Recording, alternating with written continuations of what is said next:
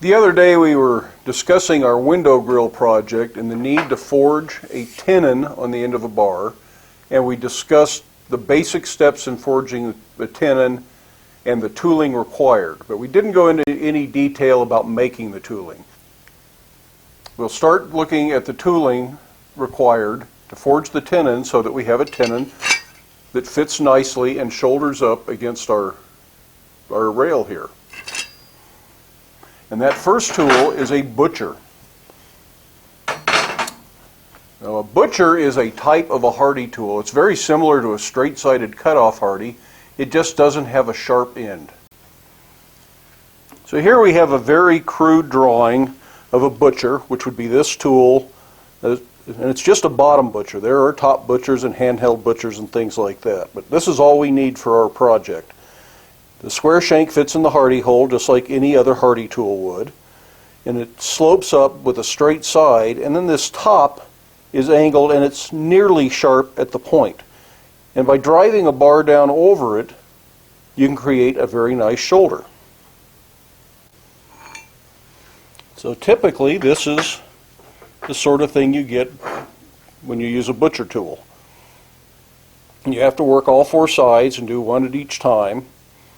Or you can have a top and bottom butcher and butcher down from the top as well as up from the bottom. And that's what I prefer, but you don't need it. And a handheld top tool, you would need a striker to use a set tool. And the guillotine tool, which is what I like, it has opposing butchers. This is my dies from my Smithing Magician. And a Smithing Magician is just a form of guillotine tool. You can do a search online for that or on YouTube here and go look at people's guillotine tools. One of these days we'll make one, we'll talk more about that. But the top and bottom dies work very nicely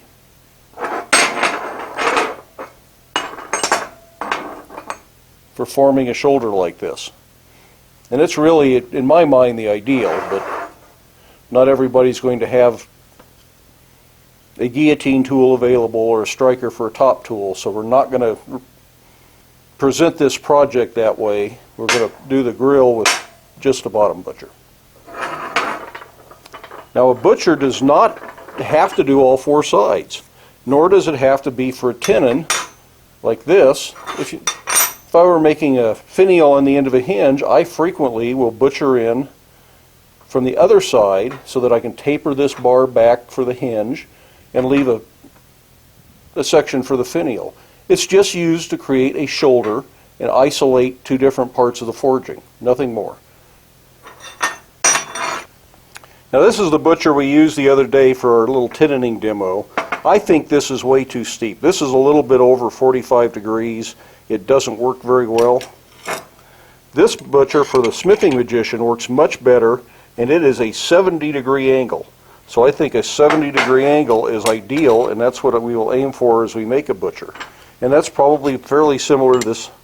This is a handheld butcher, and it's a very similar angle. But for doing some ornamental work or chasing work,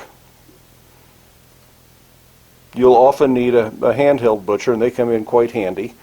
We used a little one on our wizard heads the other day, so that's another option. But today we're just going to make a bottom butcher. And we're going to do it just like this hardy was done. This is made out of a section of jackhammer bit. It already has a collar to stop it from going down in the hardy hole. We just need to refine the hexagonal bit down to a 1-inch square to fit most people's hardy holes. And then we'll forge a butcher. This is a cutoff hardy, but out of this section of jackhammer bit, we'll make ourselves an actual butcher. Like any other hardy tool, I like to start by forging the shank of the tool and make sure it fits the hardy hole. My anvil has an 1.25-inch hardy hole, so we're not going to do that.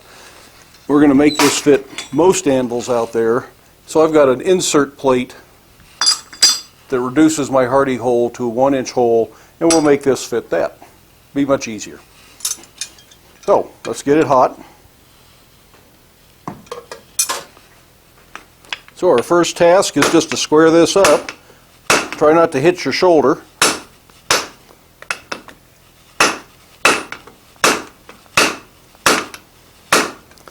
Yeah, it still could be a little bit hotter.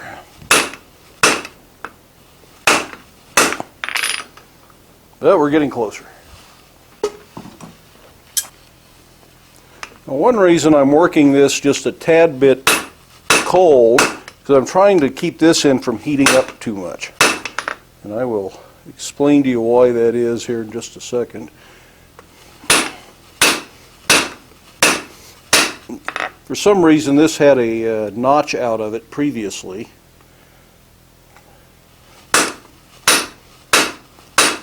I don't know what that did, part of the collar system or something. But it's going to make this a little bit odd to forge.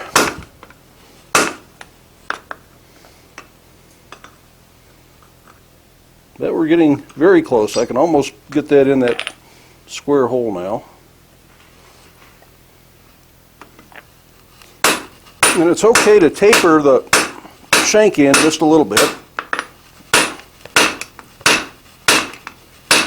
Makes it easier to get it in the hardy hole. It gives a little bit more balance at the bottom to keep it from bouncing out in use.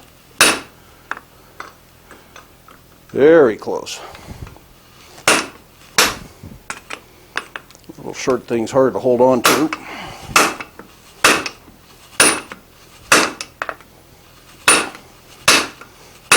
Now, this will never be perfectly square. There's just not quite enough mass.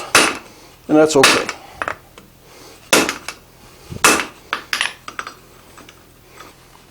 And the reason I've been trying to keep this in cooler and not as far to the fire is so that I don't upset it too much when I make it fit my hardy plate.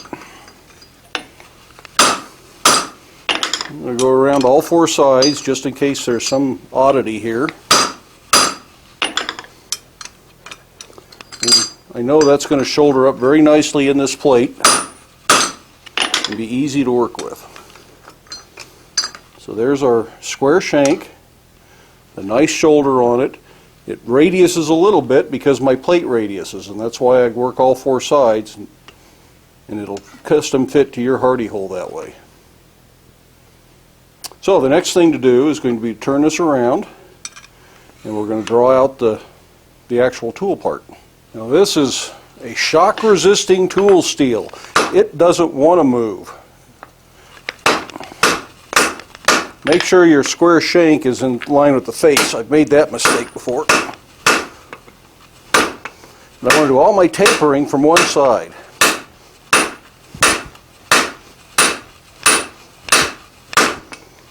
Because I want a flat surface on the other side. But like I was saying, this is a shock resisting tool steel. It is meant to resist this. So even at heat, it is really hard to forge.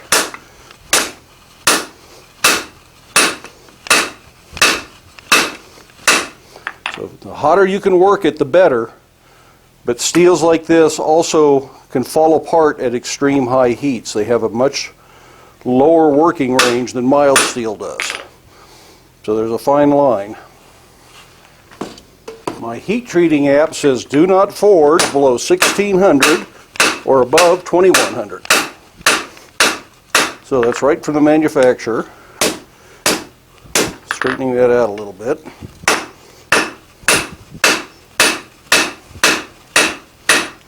Now I don't see any reason to let it widen out too much, so we'll put it back.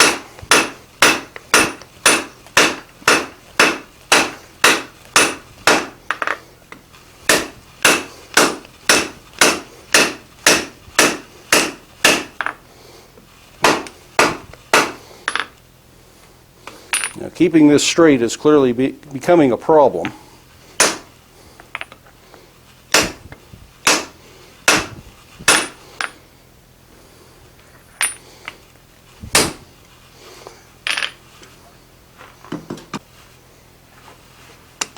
So I get to try and straighten that out a little bit.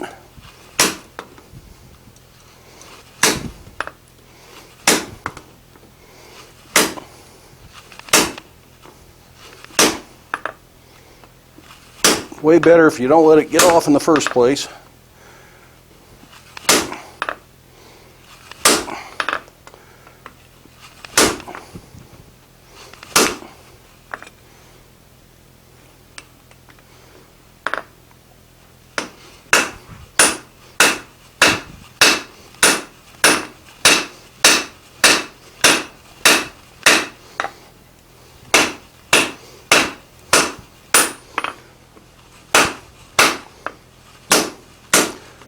So that's really our basic shape. It's fairly straight on this side. I may try to straighten that a little more, and tapers up this side. I want to make sure that my shank still fits. And I can start working a little bit on the shape I want for the top, although I can't do too much this way. The more you can do at the forge, the less filing or grinding you have to do. Or I should say, the more you can do at the anvil, the less filing or grinding.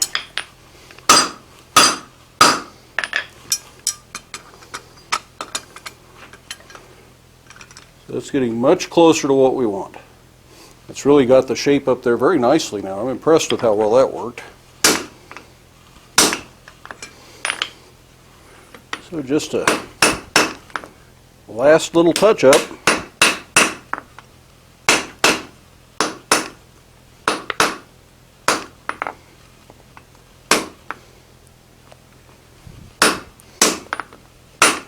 The next thing I'm going to do is I'm going to go ahead and sign this. I'll put my name on it. Since I'm a one-person shop, I just do this under the treadle hammer.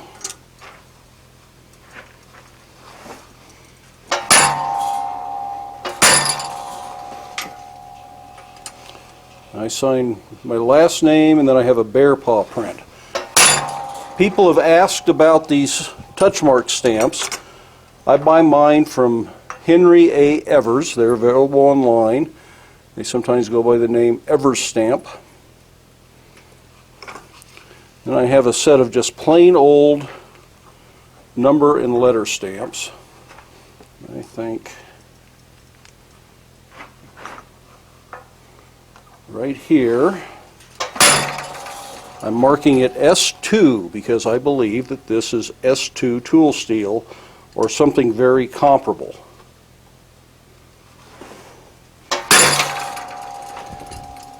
And that just helps me keep track in the future.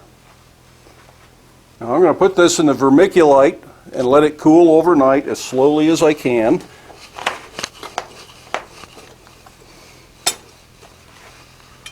Because this is a tool steel and a fairly high-tech tool steel, the S series is not just basic stuff, I can't really anneal this. The ideal is to anneal it.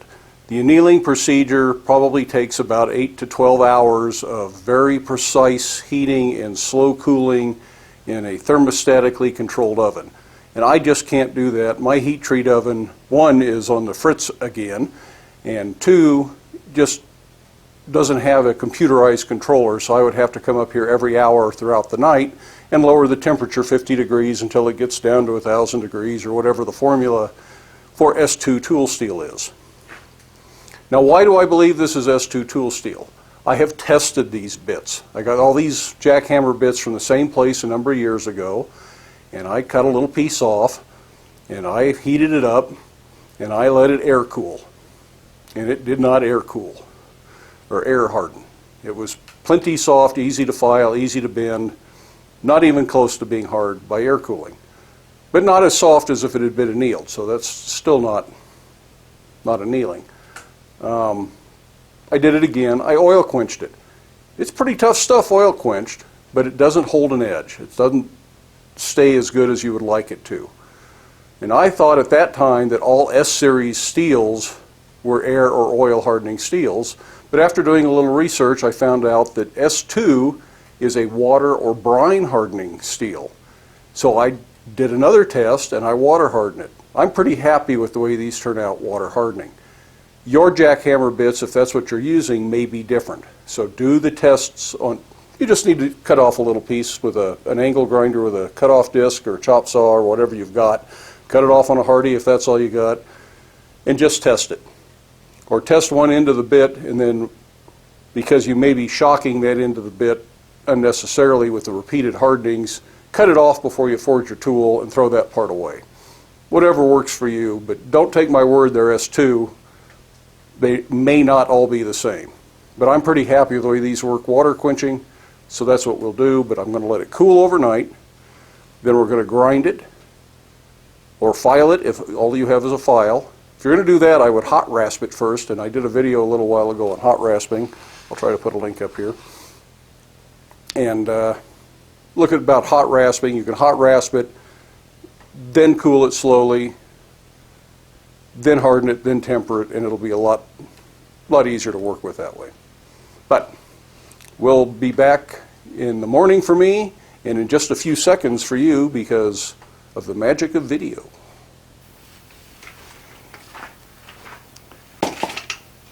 We let our butcher tool sit in the bucket of vermiculite overnight, and that cools it as slowly as I'm able to cool it and makes it as stress-free as possible, much less likely to crack in hardening and tempering if you do this, and it's going to be easier to file or grind depending on how you need to finish this. So let's fish it out. We can take a closer look at it. That's not it. That's a square bolster. That's a scribe. A lot of stuff goes into this bucket.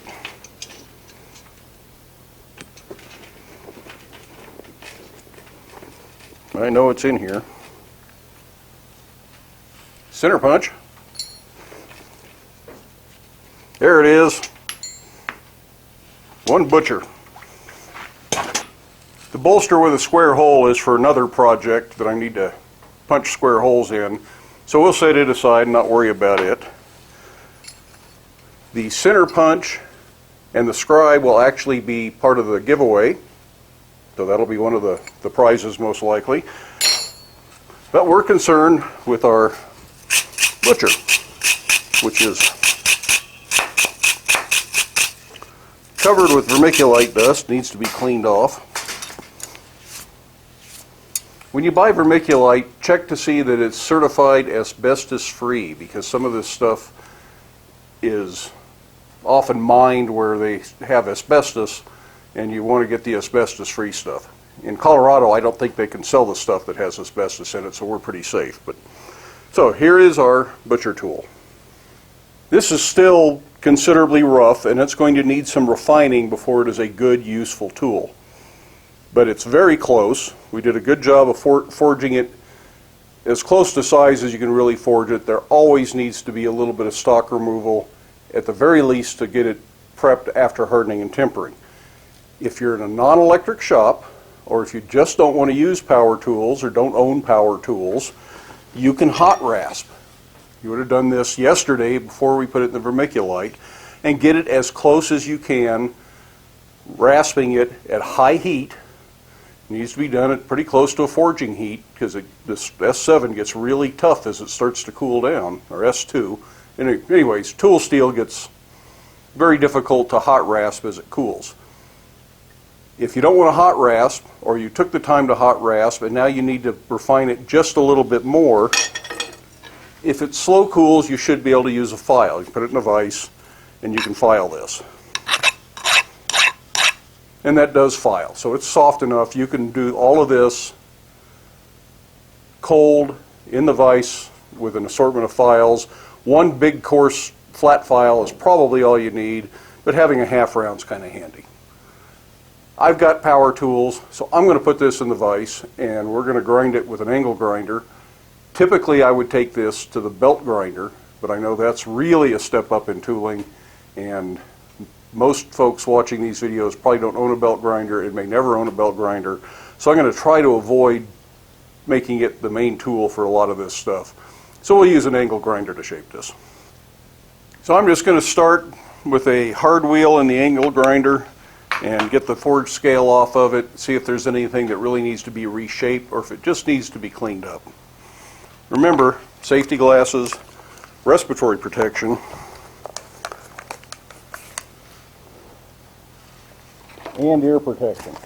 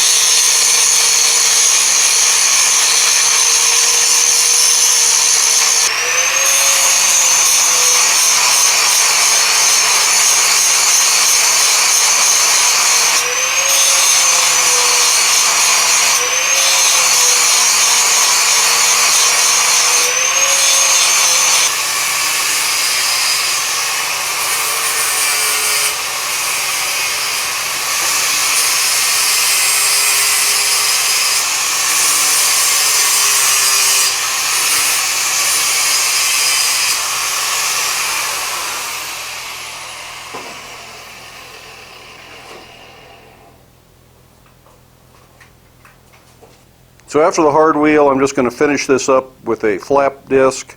I don't really think you need to sit there and watch me grind. It's kind of boring. Don't have to grind, you can file. Absolutely nothing wrong with that. We're aiming for an angle of 70 degrees. This is not quite that sharp yet, so I'm going to go ahead and take a little bit more off of the low side here and make it closer to 70. It's not a critical angle, just something in that ballpark. So here it is, ready for hardening and tempering.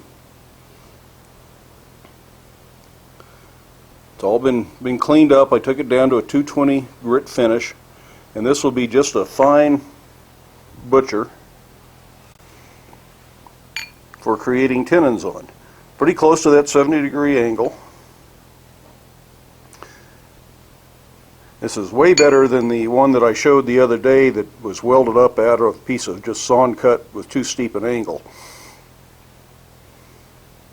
So it's going to be a pretty good tool, I think. But I theorize that this is S2 tool steel. S2. Let's see if this works. So I go to the Heat Treater's Guide Companion on my phone. That's an app you can probably get on just about any phone or tablet. And you can enter in what alloy you want or steel nomenclature you're looking for. And I can find S7, and this has all the chemical composition, characteristics, specifications, recommended heat treating practice. And what really matters to me at this point is under hardening. Preheat to 1200, austenize, which is the high heat temperature, and it's 1555 to 1650 Fahrenheit, and then quench in brine or water. And I know that this works for this steel because I have experimented with this in the past on these same jackhammer bits, and I'm comfortable with that. Not all bits are created equal. They don't all come from the same manufacturer, and one manufacturer may change process at some point in time and start doing something different. So every time you get new bits, check them out and find out if they all behave the same. It's worth doing the test hardening. So we're going to try and bring this up to that temperature. My preference is to use an electronically controlled heat treat oven. And I have one that is sort of a homemade. I didn't actually do it myself, but had some friends that helped, that understood the electronics and scrounged parts. And so I have an electronic oven, but because it's sort of a cobbled together electronic oven, it seems to have issues. And it's having issues again, so I can't use it. So we're going to do this in the forge. So we need to judge this temperature by eye. The magnet trick does not work. We're too warm, too hot for that. We know it needs to be beyond the magnetic temperature where it loses magnetism, but alloy steels don't behave just like the simple steels, and as you get higher temperatures, they lose magnetism well before. So we're going to go all by color. We need to have an idea what color the heat change happens. And since we all see color differently, that's hard to judge. And that's one of the problems with hardening and tempering in the forge. Simple steels are much more forgiving of this technique than the more complicated steels. And unfortunately, this is a little more complicated. But as shock-resisting tool steels go and high-tech tool steels go, I have had great luck with jackhammer bits. I've never had one crack on me. I've had them that don't get hard enough and been disappointed with an edge on a Hardy or something like that, but I've never had one break. And cross our fingers that this one doesn't either. But again, do the best job you can with the equipment you have. Let's see if we can talk over the roar of the forge as it warms up to heat treat that butcher. There are other resources besides the app I showed you, and people ask every time we make a tool about hardening and tempering resources. You can go back and watch all the other videos because we've talked about this, but we'll talk about it again just to be sure. This sheet is from McMaster Carr, and it talks about the steels that they sell, or the steels they sold when I printed this out. The new version of this sheet no longer includes S2, but this agrees with the same 1555 to 1650 hardening temperature. What I like about this is it includes tempering information. It tells you what its as quenched hardness is, what it is if you temper it 200, 400, 600, 800. And that's really a useful bit of data, so I like this. Most resources don't include that. This book, Metallurgy and Heat Treatment, the Pocket Book by Oda, I haven't found a whole lot of use for. Looks like you're getting a lot of glare there.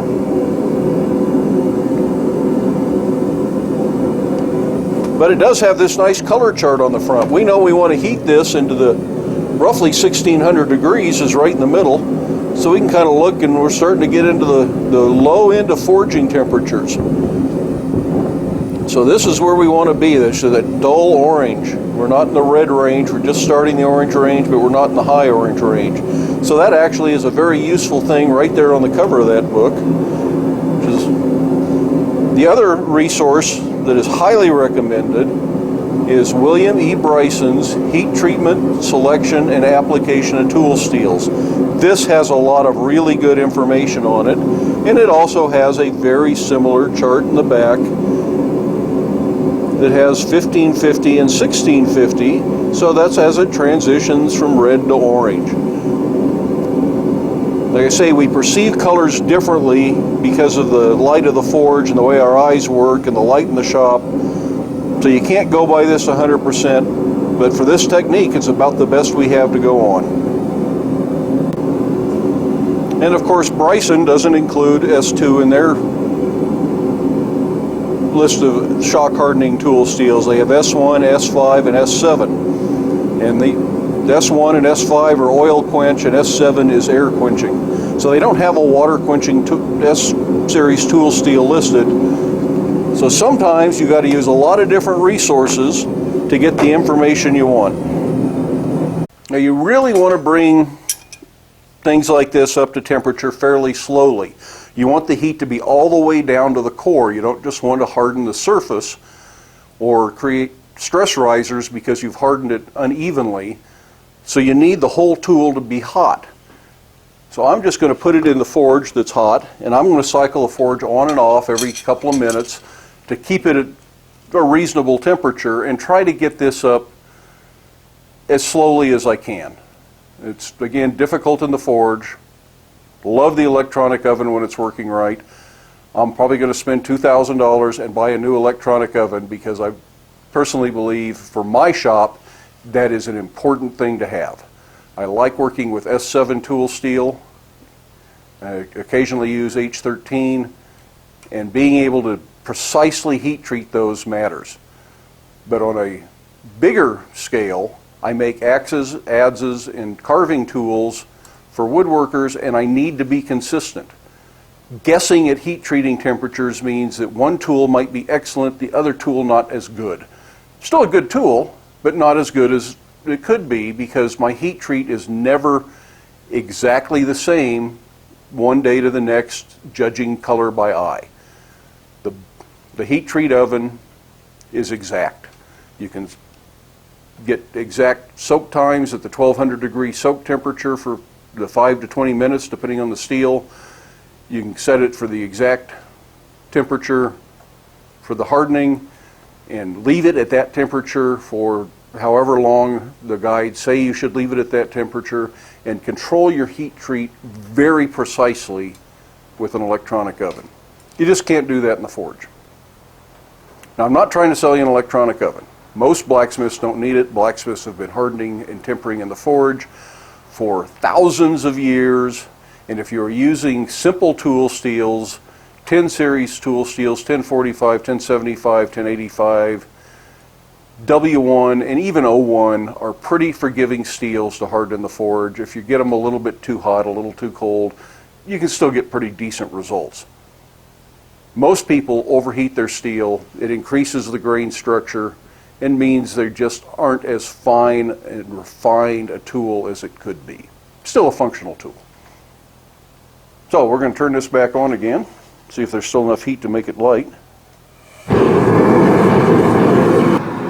I've turned the forge down to the absolute lowest pressure that it will still aspirate air. which is way lower than you'd normally forge. But that helps bring things up to a real good even heat. Now, even though magnetic's not real accurate, we know that it's above magnetic already.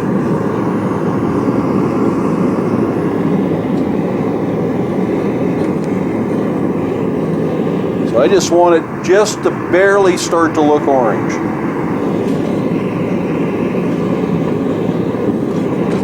There we are. So into the water, work it up and down and around in a figure-8 motion to keep the steam bubbles from affecting it. I am not quenching the entire tool. The shank doesn't need to be hardened. But at the top part, I'm also working up and down so I don't get a stress riser at the water line, which people call a water crack. And as this cools, I'll quench more of the stem. It's not going to harden the same now.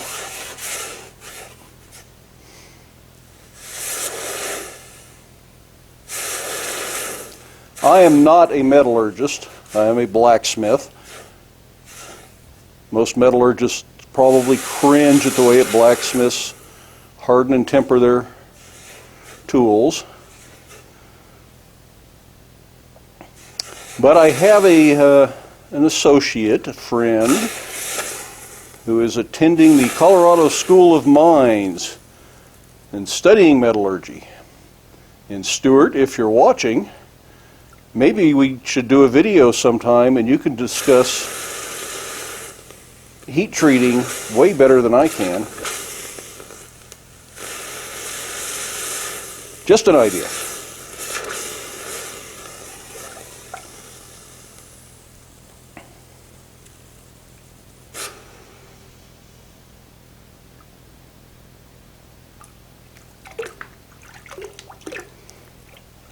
Once that's cool enough you can touch it, you're ready to temper. You want to get these things into temper as soon as you can. If all you have is the forge, you need to polish this up so you can see the tempering colors, and we've shown that in previous videos. And watch the temper colors run while you're heating from the back end, or leave the heat in the back end and don't fully quench it and let it. That's a very classic way of doing things. Since I'm putting it in an oven, I don't need to do that. I want the whole thing cool. And I can look at my little guide here that actually has my tempering temperatures, and my little toaster oven only goes up to 450. So the softest I can make this is probably going to be about 54, 55 Rockwell at the most. It may be closer to 58. That's still pretty hard. I would rather temper it more than that because it's not a tool that needs good edge holding properties. It's such a blunt edge, and it's not a cutting tool. So at some point I may try to temper it a little bit more. But to start with, you want to get them to temper as quickly as possible. This is as stressed out as you can make this steel. It is just ready to tear something apart, and what it's going to tear apart is itself. If you don't temper them quickly, it could just spontaneously crack, even though there was nothing wrong with it. I've had that happen before. So I'm going to quit talking. I'm going to go put this in the oven. Well, our butcher is finished. It's been hardened. It's been tempered. I haven't done any finish work on it after hardening and tempering. It's not a cutting tool. It doesn't really need to be polished and sharpened or anything else. In fact, you don't really want it sharp. It should be close to sharp but dull. So let's see how it works.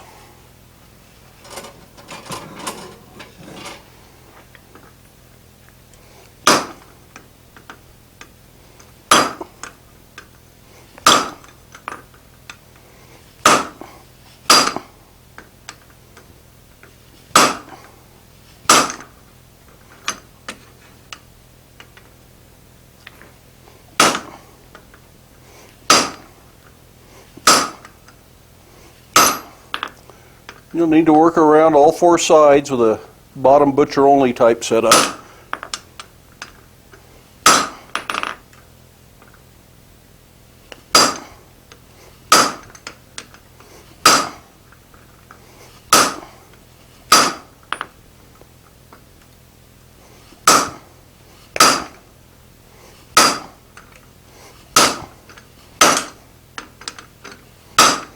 That's a completely functional butcher, and it really came out pretty nice.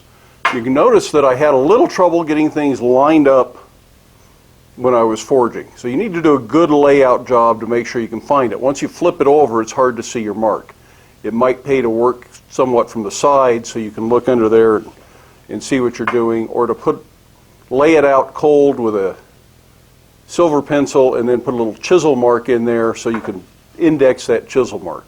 Since that was just a test of the tool, it didn't matter if things didn't line up. But when we get back to the grill project, it absolutely matters. So we will discuss laying out so that you get a good result from your butcher tool. The butcher will also end up in the giveaway. So I hope that answers some question on making a butcher. I hope that if you're following along, you'll be able to get out in the shop and make one. You don't have to use a jackhammer bit. There are lots of different ways you can do this. This is just a fairly easy way to make good, reliable bottom tools. So I hope you liked the video. Hope you can give it a thumbs up. Love it if you'd hit the subscribe button. Watch some more of the videos. Share them with your friends. If you have any questions, put them down in the comments section. But then get out to the shop, make something, but stay safe, do wear your safety glasses, and we will see you for the next one.